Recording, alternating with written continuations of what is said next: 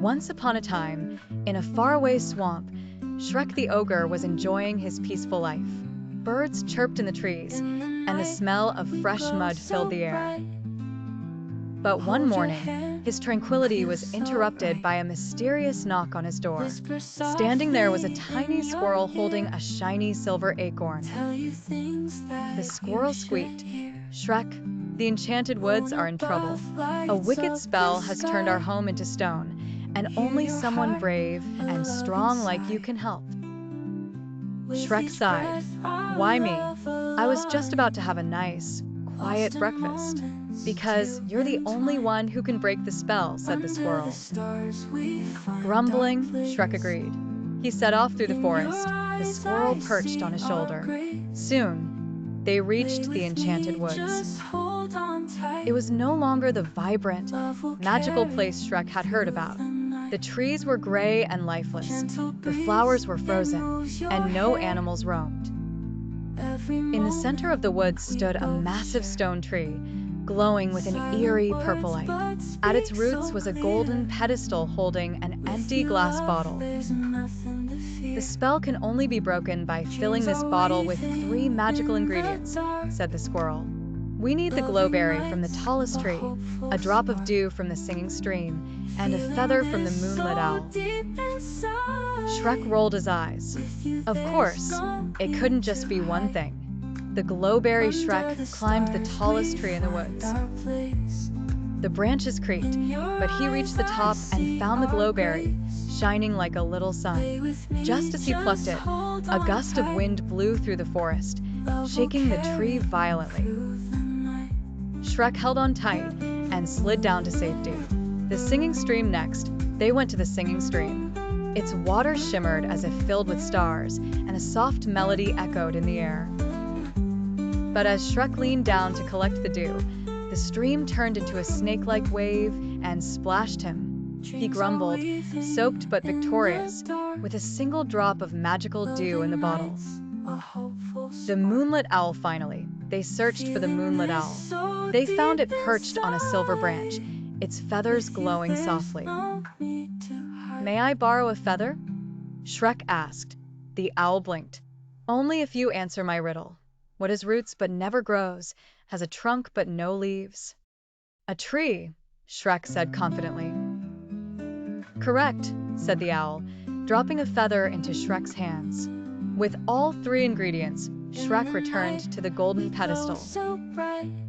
He poured the items into the bottle, and the purple glow around the stone tree began to fade. The woods slowly came back to life. The trees turned green, the flowers blossomed, and animals reappeared. Shrek grumbled to himself as he trudged back into the Enchanted Woods with a tiny squirrel on his shoulder. "So, glowberries, dew, and feathers, huh? Let's hope there's no dragon involved. I don't have time for hero stuff today." The squirrel chuckled nervously. "Oh, dragons. No, probably not." Shrek raised an eyebrow. "Probably." As they walked deeper into the woods, the trees seemed to whisper, their once stone branches stretching and creaking. Shrek didn't notice a pair of glowing yellow eyes watching him from the shadows. The glowberry's guardian, the squirrel, guided Shrek to the tallest tree, where the glowberry hung like a tiny star. "This should be easy," Shrek muttered, rolling up his sleeves. But as Shrek started to climb, the tree quivered, and a deep rumbling voice boomed. "Who dares touch my glowberry?" A large, grumpy tree spirit appeared, its bark-covered face glaring at them. "Great," Shrek muttered. Another talking tree. "Look, pal, I just need the berry to fix your woods. Only those who prove their strength may take the glowberry," the tree spirit bellowed. Shrek sighed and cracked his knuckles. "All right, let's get this over with." The tree spirit raised its massive roots, challenging Shrek to a tug-of-war using an enchanted vine. The squirrel squeaked in panic as the ground trembled. With a mighty heave, Shrek pulled the vine with such force that the tree spirit toppled backward into a pile of leaves. "Fine, take it," the spirit huffed, tossing the glowberry to Shrek. Thanks, Shrek said, dusting himself off. Next time, maybe try saying please instead of wrestling. The singing streams sparkled as they approached, its melody echoing through the woods. But as Shrek bent down to collect the magical dew, tiny water sprites jumped out, giggling and splashing him. Hey, quit it, Shrek growled, trying to shoo them away. The sprites sang a playful tune. If the dew seek to claim, you must win at our water game. Seriously? Shrek groaned. The sprites conjured a small whirlpool and tossed in shiny stones. Pick the stone that glows, or we'll keep your toes, they giggled. Shrek, unimpressed, waded into the stream. The water swirled around him as he reached for the brightest stone. But every time he grabbed one, the sprites switched it. Enough of this nonsense, Shrek growled. He stomped his foot, sending a wave that splashed the sprites out of the stream. As they tumbled away, the real glowing stone floated to the surface. Grabbing it, Shrek muttered. And they say I'm the troublemaker. The dew glistened as he bottled it. The Moonlit Owl's test by nightfall. Shrek and the squirrel reached the ancient silver tree where the Moonlit Owl perched, her feathers glowing in the moonlight. The owl regarded them with wise, golden eyes. A new companion as Shrek stomped out of the forest, the tiny squirrel tugged at his ear. Wait, don't go yet, the squirrel pleaded. The woods are restored, but there's still one last thing. One last thing. Shrek stopped, exasperated. If this is another game or a test. No, it's a gift. The squirrel's eyes sparkled. You've proven yourself to the heart of the woods. Come with me. Despite his grumbling, Shrek followed the squirrel deeper into the now glimmering forest. Fireflies danced in the air, and flowers glowed faintly under the moonlight. At the center of the forest stood an ancient well, overgrown with vines and glowing softly. This is the Well of Whispers, the squirrel explained. It grants a vision to those who have restored the balance of the woods. Look into it, and it will show you your heart's truth. My heart's truth, Shrek grunted. No thanks. I already know what I want, peace and quiet. But before Shrek could turn away, the well shimmered. The water rippled, reflecting not the sky, but images of Shrek's swamp filled with creatures laughing and playing. Fiona and Donkey appeared in the vision, waving at him. Shrek blinked. What's this supposed to mean? That I should turn my swamp into a theme park? The squirrel chuckled. Perhaps the woods are telling you that your true strength lies in connecting with others. Your gruffness hides a heart bigger than you admit. Shrek snorted. Yeah, right. Let's just get me out of here. The hidden curse as Shrek prepared to leave. A sudden gust of wind swept through the woods. A voice echoed in the air. You may have defeated me, ogre, but the curse of these woods is far from broken. The ground trembled, and the golden pedestal shattered, revealing a swirling portal of shadowy energy. The sorcerer's face appeared within it, grinning wickedly. You thought restoring the woods would end my power? My curse lies in the roots of this land, and soon it will spread to your swamp, your friends, and beyond. Shrek groaned. Why does it always have to be more complicated? The squirrel squeaked in panic. Shrek, the only way to end this for good is to destroy the sorcerer's heart. It's hidden in the Cavern of Echoes, far beneath the woods. Of course it is, Shrek muttered. All right, lead the way, but this better be the last thing. The Cavern of Echoes was a dark, twisting maze filled with shimmering crystal walls that reflected every sound tenfold. As Shrek and the squirrel ventured deeper, their own footsteps seemed to chase them. Why do I feel like something's watching us? Shrek grumbled. Just then, a loud roar echoed through the cavern. From the shadows emerged a massive stone golem, its eyes glowing red. Only the worthy may pass, it rumbled, blocking their path. Not this again, Shrek sighed. All right, big guy. let's dance." But instead of fighting, the golem slammed its fists into the ground, creating a large puzzle of shifting tiles. Solve the pattern, or be trapped forever. Shrek stared at the moving tiles, which formed pieces of an intricate forest mural. The squirrel hopped onto a nearby ledge, squeaking, "I'm no good at puzzles. This is all you, Shrek." Grumbling, Shrek began shifting the tiles, his large hands surprisingly nimble.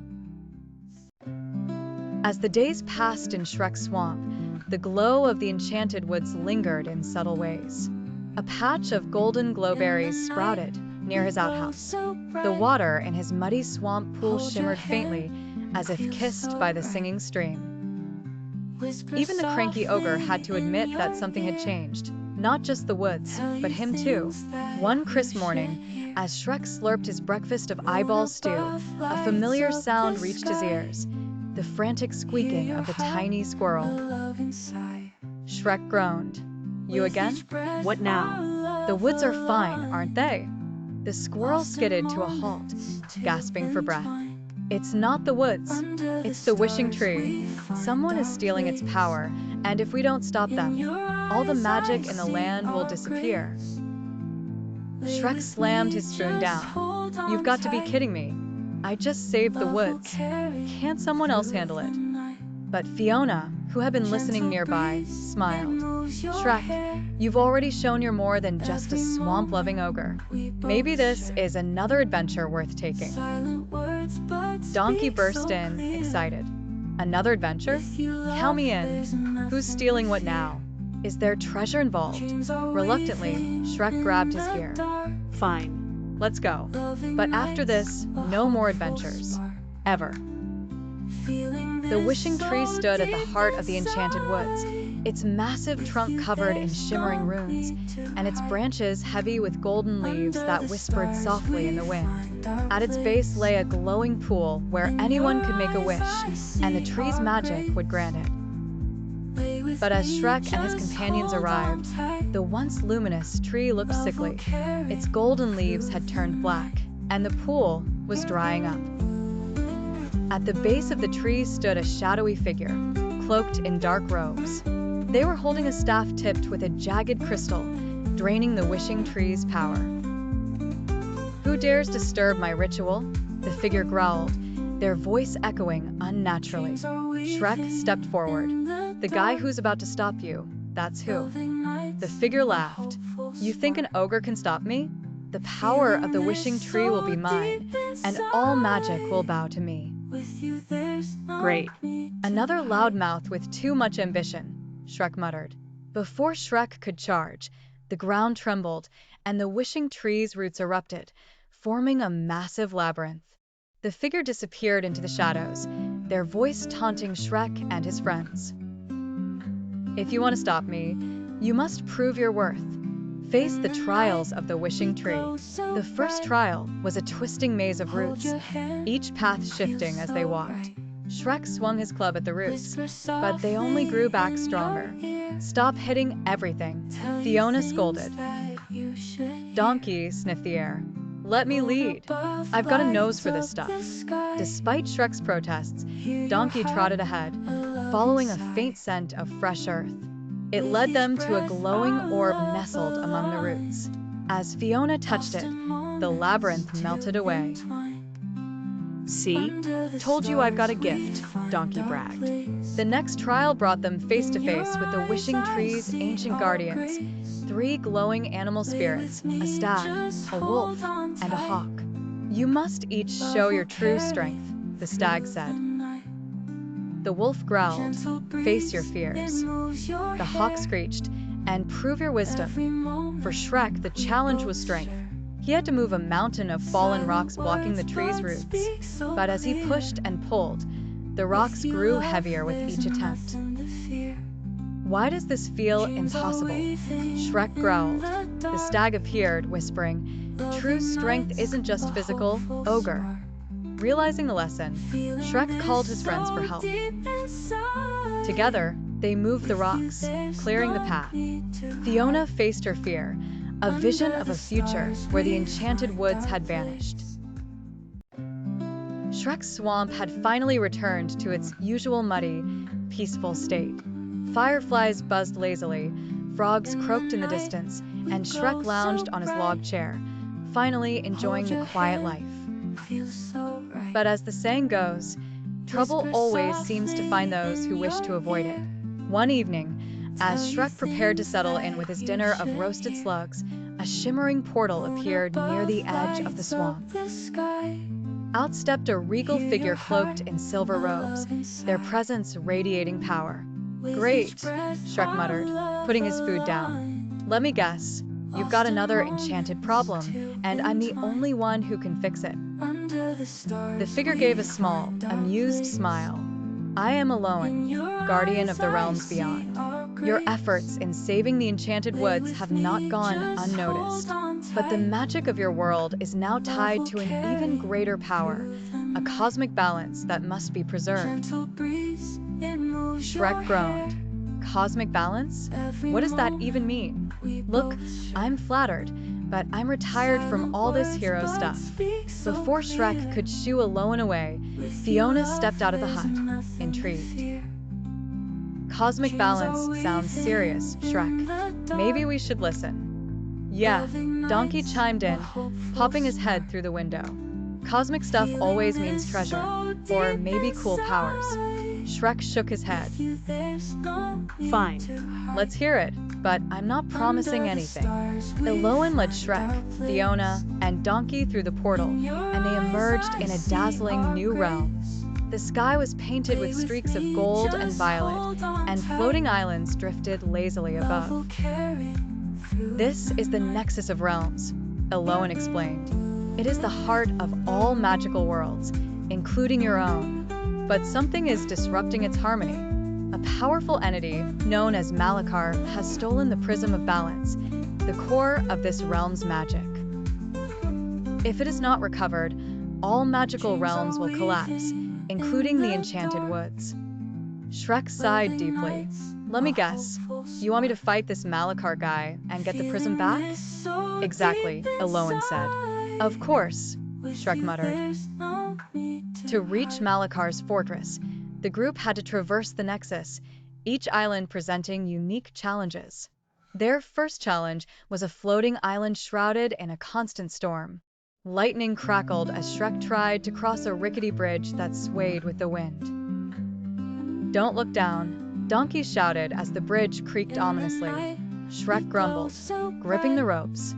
"Why would you even say that?" Halfway across, a flock of storm crows swooped down, trying to knock them off. Fiona used her quick reflexes to grab a fallen branch and swat them away, while Shrek shielded Donkey with his massive arms. Finally, they reached the other side, soaked but alive. The next island was a bizarre landscape where time moved unpredictably. Flowers bloomed and withered in seconds, and streams flowed backward. "We have to solve this puzzle to align the flow of time," Alolan explained, pointing to a series of spinning clocks on pedestals. Shrek stared at the complex gears and sighed. Why can't it ever just be smash the bad guy and go home? But Donkey surprised everyone by stepping up. "I've got this. I once fixed a broken cuckoo clock." After much trial and error and several accidental fast-forwards, Donkey aligned the clocks, stabilizing the island's time flow. "Told you I was good with time," Donkey said smugly. The final island was a shimmering maze of crystal walls that reflected endless versions of themselves. Shrek's reflection sneered back at him, Fiona's reflection taunted her with false fears, and Donkey's kept laughing maniacally.